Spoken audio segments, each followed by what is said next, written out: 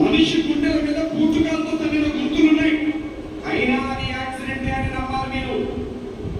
కళ్ళకు కట్టుకున్న కళ్ళతోడు చాలా జాగ్రత్తగా కింద పడిపోయిన తర్వాత కూడా తీసి పక్కన మడిచి పెట్టుకొని చచ్చిపోయాడు ప్రవీణ్ అన్న. యాక్సిడెంట్ అని మీరు నమ్మాలి. మూతికి పెట్టుకున్న మాస్క్ చాలా జాగ్రత్తగా తీసి చచ్చిపోయే ముందు పక్కన పెట్టుకొని చచ్చిపోయాడు ప్రవీణ్ అన్న. యాక్సిడెంట్ అని మీరు నమ్మాలి.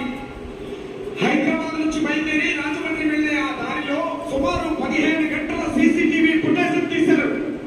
ఆ 15 గంటల్లో ఎప్పుడు చూడండి ఎక్కడ చూడండి మందు షాప్కి వెళ్ళాడే తప్ప ఆకలని చెప్పి ఒక హోటల్ దగ్గర కూడా వెళ్ళలేదు. యాక్సిడెంట్ ఇది మీరు నమ్మండి. స్పృహ తప్పి పడిపోయిన తర్వాత కూడా రామవరంపాడు జంక్షన్ లో 4 గంటలు పడిపోయినప్పుడు కూడా స్పృహ లేని స్థితిలో కూడా తలకుండే హెల్మెట్ తీయలేదు, ఓతుకున్న మాస్క్ తీయకుండానే 4 గంటలు పడిపోయినాడు. యాక్సిడెంట్ ఇది మీరు నమ్మండి. ఎక్కువ మాట్లాడితే కేసు పెడతాం, ఎక్కువ మాట్లాడితే కేసు పెడతాం. కోడల్లో వాళ్ళు ఈ యొక్క అనుమానాలు మీరు చెప్తుంది విన్నాను. ఆధారాలు